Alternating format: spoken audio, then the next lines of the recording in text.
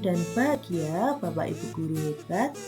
Perkenalkan, saya Murni Lilik Megawati, CGP Angkatan 11 Kabupaten Blitar.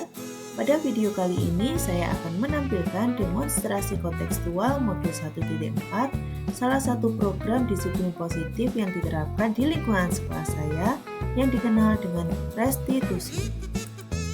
Berikut ini ialah pembimbing saya yang telah membersamai selama proses kegiatan calon guru penggerak, yaitu Bapak Saiful Haki sebagai fasilitator dan Ibu Endah Sriwinarti sebagai pengajar praktik.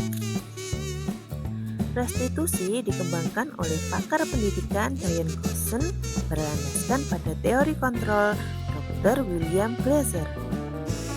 Segitiga restitusi adalah suatu proses dialog yang dijalankan oleh guru atau orang tua agar dapat menghasilkan murid yang mandiri dan bertanggung jawab. Pada saat guru di posisi manajer, aspek yang dikembangkan pada murid adalah motivasi intrinsik, sehingga penanaman nilai-nilai kebajikan dapat tumbuh dan berkembang menjadi suatu kebiasaan positif yang akhirnya akan membentuk karakter murid. Proses dialog ini terdiri dari 3 langkah yang digambarkan pada ketiga sisi pada segitiga restitusi. Sisi yang pertama ialah menstabilkan identitas. Sisi yang kedua adalah validasi tindakan yang salah. Dan sisi yang ketiga adalah menanyakan keyakinan. Dalam menerapkan segitiga restitusi, perlu diperhatikan beberapa hal, yaitu perilaku yang salah perlu dikaitkan dengan nilai-nilai atau keyakinan-keyakinan yang telah disepakati atau disetujui. Kemudian, kesediaan orang yang melakukan kesalahan untuk memperbaiki masalah. Yang ketiga ialah pemecahan masalah sebisa mungkin relevan atau memiliki hubungan dengan masalah yang ada. Yang keempat yaitu usaha. Perlu adanya suatu usaha perbaikan dari pihak yang berbuat kesalahan. Dan yang kelima ialah waktu. Perlu waktu dari pihak yang berbuat kesalahan. Tanyakan kapan akan mulai diberlakukan usaha untuk memperbaiki masalah. Berikut ini akan ditunjukkan bagaimana seorang guru berada dalam posisi manajer dengan menggunakan penerapan segitiga restitusi. Pada kasus pertama, 2 orang siswa bernama Naura dan Nadira belakangan ini sering terlambat, padahal sebelumnya mereka anak yang rajin. Naura dan Nadira,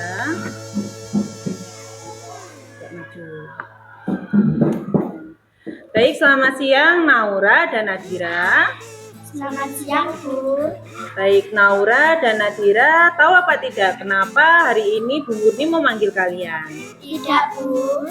Jadi begini ya, Naura dan Nadira, tadi Ibu mendengar laporan dari Pak Eko selaku penjaga sekolah kita. Katanya beberapa hari ini kalian sering datang terlambat ya?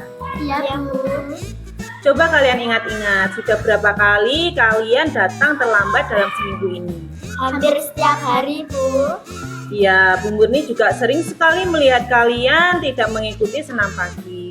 Sering terlambat itu kira-kira menurut kalian suatu kesalahan apa bukan? Iya, Bu. Baik, kalian berbuat kesalahan itu sangat wajar. Setiap orang pasti pernah berbuat kesalahan.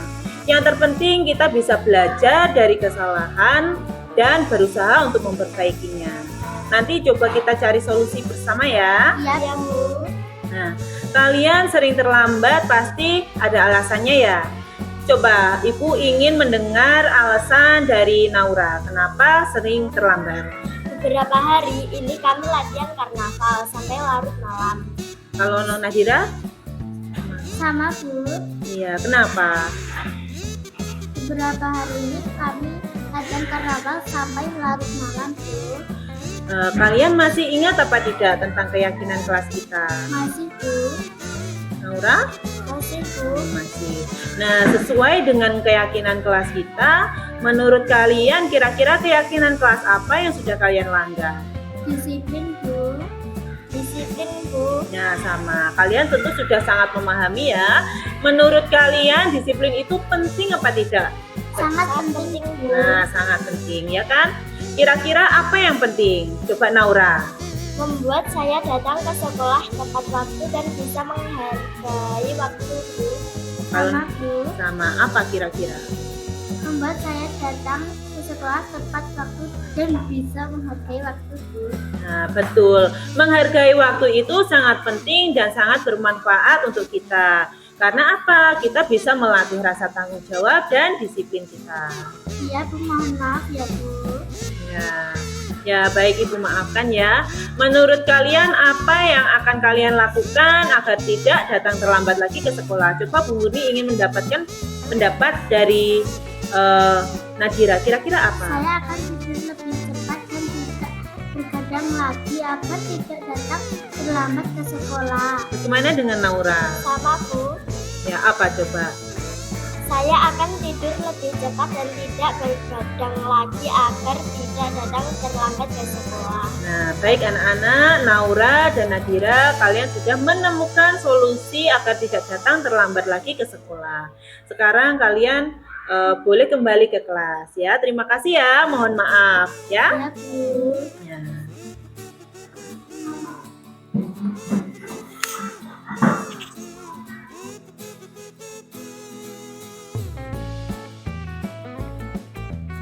Kasus kedua. Seorang anak bernama Cika kesal karena temannya bernama Bajala sering mencontek tugas sekolahnya, membuat Cika sampai berkata yang tidak baik kepada temannya.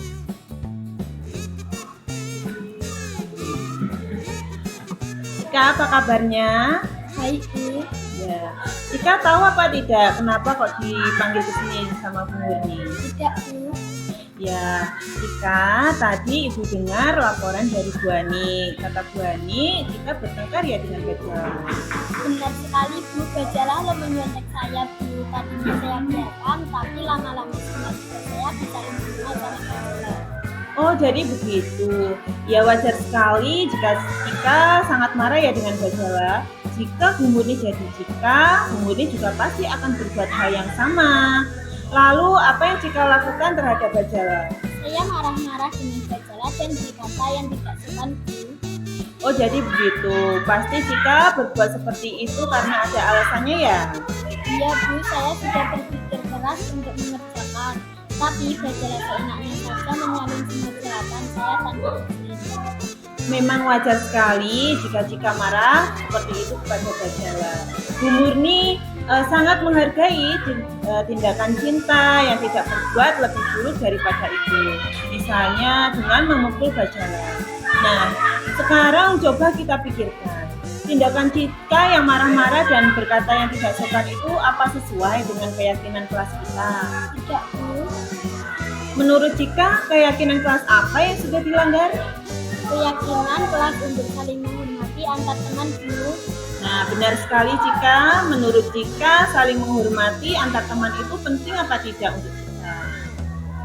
Penting sekali, Bu.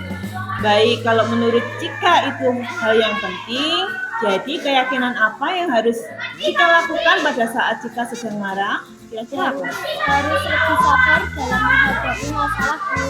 Nah, Cika bersedia memperbaiki masalah itu tadi. Iya, Bu, bersedia. Kira-kira apa yang akan Cika lakukan untuk memperbaiki masalah itu? Saya akan melaporkan kepada guru mata pelajaran jika ada teman yang mencontek tanpa harus marah-marah dan berkata tidak sopan. Nah, baik kalau begitu Cika. Bu Murni harap kejadian ini tidak akan terulang lagi ya. Selamat, Cika harus tetap semangat untuk belajar dan sekarang Cika boleh kembali. Jangan diulangi lagi ya. Terima kasih Cika.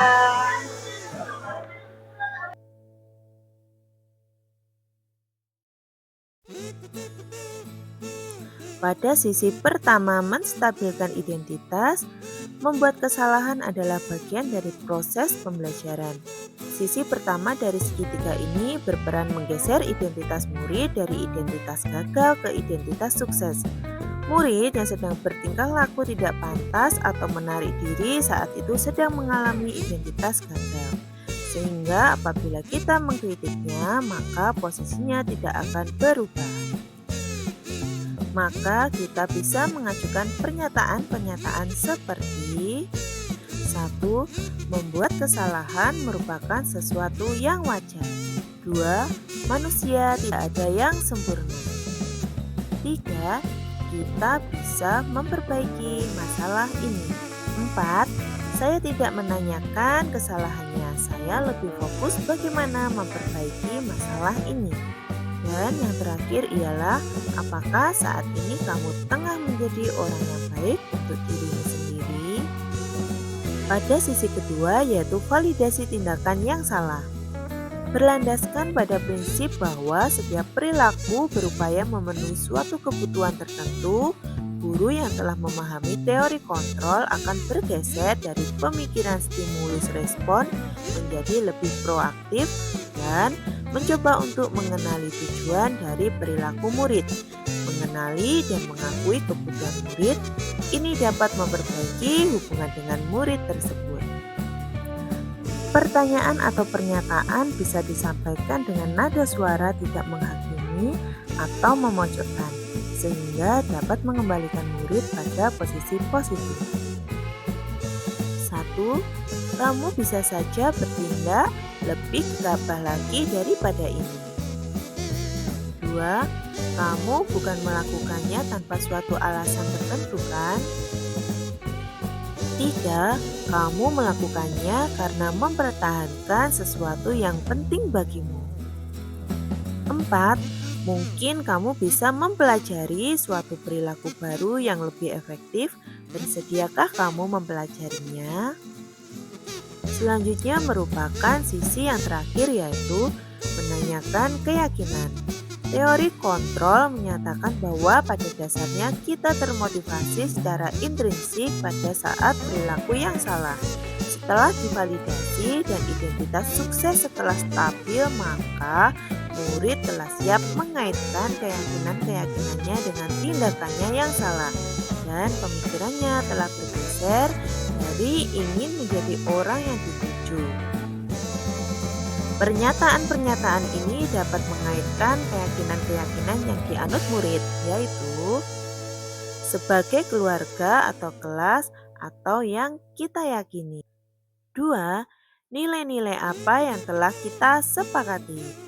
3. Seperti apa gambaran sebuah kelas yang ideal bagi kamu?